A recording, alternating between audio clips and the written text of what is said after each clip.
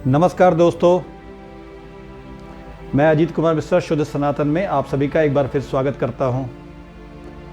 हम हमेशा से जानते रहे हैं कि जैसे ही हमारा जन्म होता है, हमारी मृत्यु किसी न किसी दिन आनी ही है।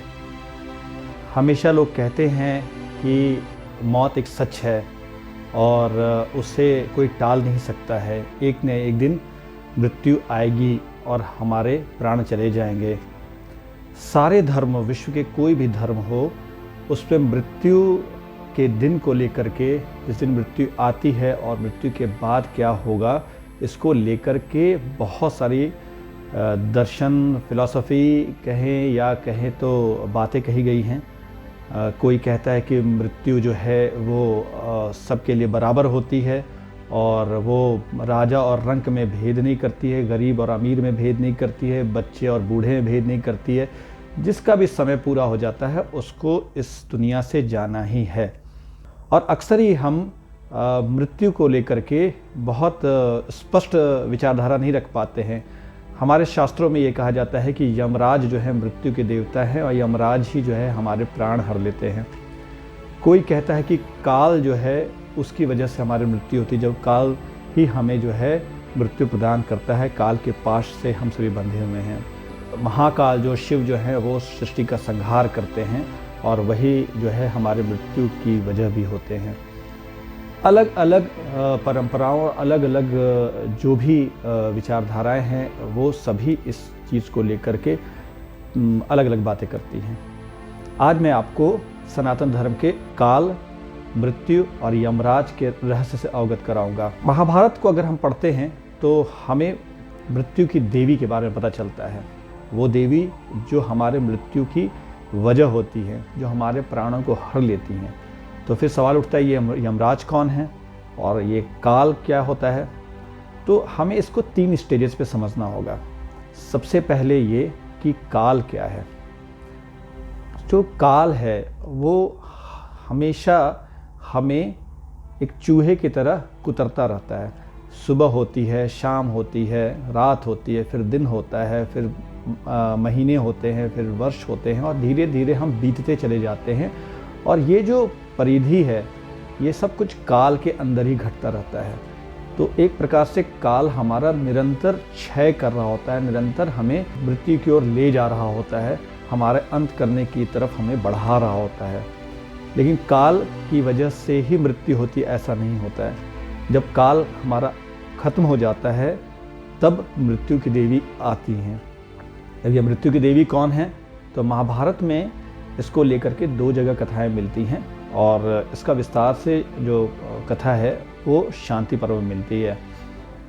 ऐसी मान्यता है या ऐसी कथा है महाभारत में कि जब ब्रह्मा जी ने सृष्टि को रचा तो उन्होंने मृत्यु की कोई व्यवस्था नहीं की थी, लोगों के मरने की व्यवस्था नहीं की थी। तो प्रजाएं लगातार बढ़ती गई, इतने अब ज़्यादा पॉपुलेशन हो गया सभी जीव जंतुओं का कि लोगों के लिए सांस लेना भी मुश्किल हो गया, लोगों का दम घुटने लगा। ब्रह्मा जी ये देखकर चिंतित हो गए और उन्हें क्रोध आ गया। उनकी आंखों से अग्नि की तेज रोशनी निकली, आग निकला और उस अग्नि ने पूरे विश्व को, सृष्टि को जलाना शुरू कर दिया। और लोग जो थे, पशु पक्षी, मनुष्य और पेड़ पौधे सभी जलने लगे और सभी नष्ट होने लगे। ये देख करके भगवान शिव आते हैं ब्रह्मा जी के पास और उनसे कहते हैं कि आपने ही तो इस प्रजा को बनाया था और आप ही इससे नष्ट क्यों कर रहे हैं? तो ब्रह्मा जी ने कहा कि ये जो पृथ्वी लोक है ये इतने जीव जंतुओं से भर गई कि मुझे समझ नहीं आ रहा था कि मैं कैसे पृथ्वी के भार को हल्का करूं। इसलिए मैंने अपनी क्रोधाग्नि से इसे नष्ट करना शुरू कर दिया है।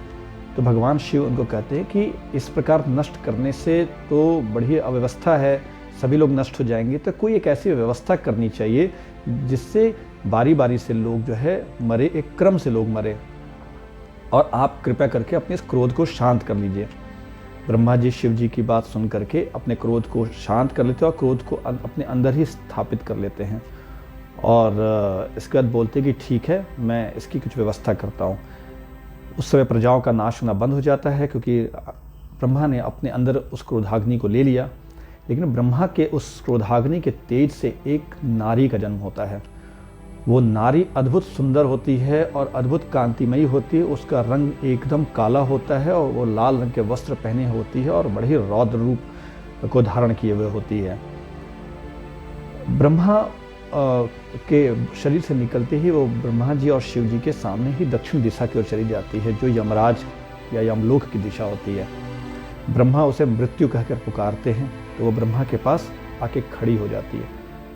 ब्रह्मा उसे कहते हैं कि तुम आज से लोगों को मारोगी, लोगों का संहार करोगी बारी बारी से, और तुम्हारा ये कार्य होगा। तो वो जो मृत्यु की देवी होती हैं, जिनका नाम मृत्यु ब्रह्मा रखते हैं, वो रोने लगती है। वो कहती है कि आपको और कोई नहीं मिला था इतना खराब कार्य कराने के लिए, क्या मेरे को ही ये कार्य करना पड़ेगा? और ये ऐसा खराब कार्य करके मैं कितने लोगों के पाप की भागी बनूंगी, कितने लोग रोएंगे अपने परिजनों के बिछड़ने से, अपने लोगों के बिछड़ने से। किसी का पति चला जाएगा, किसी की पत्नी चली जाएगी, अगर मैं सबका नष्ट करने लगूंगी तो ये तो संसार में सभी लोग मुझे पापिनी कहेंगे, सभी लोग मेरे को बहुत तरह से दोष देंगे, और उन सब के शाप के वजह से मैं तो किसी भी लोक में रहने लायक नहीं रहूँगी, ये सभी लोग मेरे को ही दोष देंगे, इसलिए मैं ये कार्य नहीं कर सकती ही। और ये कहने के बाद वो चली जाती है और वो इतनी दुखित रहती है कि वो जाकर के अपने कल्याण के लिए तपस्या शुरू कर देती है। पहले वो धेनुका आश्रम में जाती है, वो कई वर्षों तक तपस्या करती है। फिर इसके बाद वो कौशिकी नदी के पास जाती है, वहाँ भी बहुत बार तपस्या करती है। फिर वो गंगा नदी के पास जाके तपस्या करती है। फिर वो ब्रह्मा जी के पास आती है और बोलती है कि मैंने तपस्या किया है, मेरा कल्याण कीजिए। तो ब्रह्मा कहते हैं कि मैंने तुम्हें बनाया ही इसी कार्य के लिए, इसलिए तुम्हें ये कार्य तो करना ही पड़ेगा। तो वो फिर से रोने लगती है, बोलती है आप मुझे ऐसा क्यों करवा रहे हैं, मेरे ऊपर सारा दोष क्यों डलवा रहे हैं, आप कोई और रास्ता देखिए ब्रह्मा जी, मुझे इस चीज़ से मुक्त कीजिए।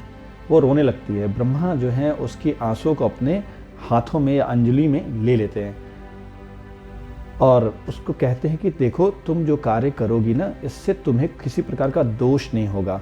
ये जो तुम्हारे आंसू है ना, इन आंसुओं को मैंने अपने अंजलि में लिया है, हाथों में लिया है, और इससे बहुत तरह के रोग पैदा होंगे, व्याधियाँ पैदा होंगी, बीमारियाँ पैदा होंगी, और लोग जो मरेंगे बीमारियों से मरेंगे, ना कि तुम्हारे ऊपर दोष डालेंगे। तो तुम कार्य तुम ही करोगी, लेकिन लोगों की मौत की वजह कोई ना कोई बीमारी होगी, कोई ना कोई ज्वर होगा। तो वैसे भी हम कहते हैं, किसी को कहते ही नहीं सुनेंगे कि वो ऐसे ही मर गया, उसे किसी न किसी तरह की कोई बीमारी हो जाती है, या कोई किसी तरह का एक्सीडेंट हो जाता है, या कोई ना दूसरे रीज़न्स होते हैं, दूसरे कारण होते हैं मरने के। मरने का कोई ना कोई कारण होता है। इसलिए कोई भी जो है मृत्यु की देवी पे ये दोष नहीं लगाता है कि उन्होंने बेवजह किसी को मार दिया। कोई ना कोई कारण ज़रूर होता है किसी न किसी के मरने का। तो वो ब्रह्मा कहते हैं मृत्यु को कि अब से जो भी होगा, जो भी लोग मरेंगे वो सभी लोग किसी न किसी रोग दुख या किसी न किसी कष्ट कर मरेंगे, और तुम जब भी किसी को मरना होगा उनको कामना और मोह से संयुक्त कर देना, और उसके बाद वो धीरे धीरे खुद ही बीमार होते चले जाएंगे। जब काल आएगा, काल की वजह से भी लोगों का शरीर जब क्षीण होगा, लोगों का शरीर जब कमज़ोर होने लगेगा, तो लोग वैसे भी जो है उनको ये व्याधियाँ, ये रोग जो है उन पर आक्रमण करेंगे, उन्हें कमज़ोर कर देंगे, नष्ट कर देंगे, और वो तब आकर के तुम इनके प्राण हर लेना। तो इसके बाद मृत्यु देवी के पास कोई रास्ता नहीं रहता। ब्रह्मा उसे दूसरा वर देते हैं कि तुम्हें किसी भी तरह का कोई पाप नहीं लगेगा, और हमेशा तुम्हें जो है देवी के रूप में माना जाएगा, और तुम्हें सभी देवता लोग भी तुम्हें बहुत सम्मान करेंगे, और सभी संसार में तुम्हारी प्रतिष्ठा होगी। इस पर किसी भी तरह की तुम्हें बदनामी नहीं होगी। मृत्यु की देवी के पास कोई भी रास्ता नहीं होता। मृत्यु की देवी बोलती ठीक है, आपने जैसा भी कहा अब मैं वैसा ही करूँगी। इसके बाद से जो भी प्राणी जिनकी भी मृत्यु होती है उन पर सबसे पहले बीमारियाँ या फिर कोई ना कोई दुर्घटनाएँ उसका कारण होती हैं, और मृत्यु की देवी हमारे प्राण को हर लेती हैं। अब मैंने पहले आपको बताया कि काल जो है वो हमें धीरे धीरे हमें कमज़ोर करता है, हम सुबह हमारे उम्र को बढ़ाता है और हम कमज़ोर होते जाते हैं, हमारे शरीर को कमज़ोर करता चला जाता है। तो सुबह दोपहर शाम वर्ष बीतते जाते हैं और हम कमज़ोर होते जाते हैं। इसके बाद हमें बीमारियां हमारे ऊपर आक्रमण करती है, और जब बीमारियां आक्रमण करती है और हम किसी भी स्थिति में नहीं रहते तो मृत्यु की देवी हमारे प्राण को हर लेती है। तो फिर अब यमराज का क्या रोल है? तो यमराज जी का रोल ये होता है कि जब हमारे प्राण चले जाते हैं तो हमारे आत्मा को हमारी जीवात्मा को जो कर्मों के बंधन से जो है बंधी रहती है, उसको ले जाते हैं यमलोक, और वहाँ उसके पाप और पुण्य का हिसाब होता है। इसलिए यमराज को धर्मराज भी कहा जाता है। और हमारे पापों के हिसाब के वजह से, हमारे पुण्यों के हिसाब की वजह से हमें स्वर्ग या नरक की उपलब्धि होती है। जब हमारे पुण्य जो हैं वो कम हो जाते हैं, हम स्वर्ग को भोग लेते हैं, तो फिर वापस हमारा पृथ्वी पे जन्म हो जाता है। और इसी प्रकार नरक में जब हम अपने पापों को भोग लेते हैं तो फिर से हमारे पृथ्वी में जन्म हो जाता है।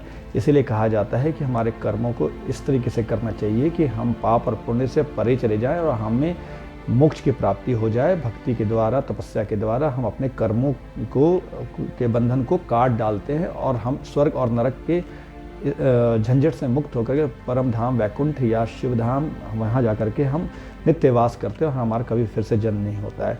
तो ये है मृत्यु की देवी की कहानी। ये है काल, मृत्यु और यमराज के बीच का अंतर।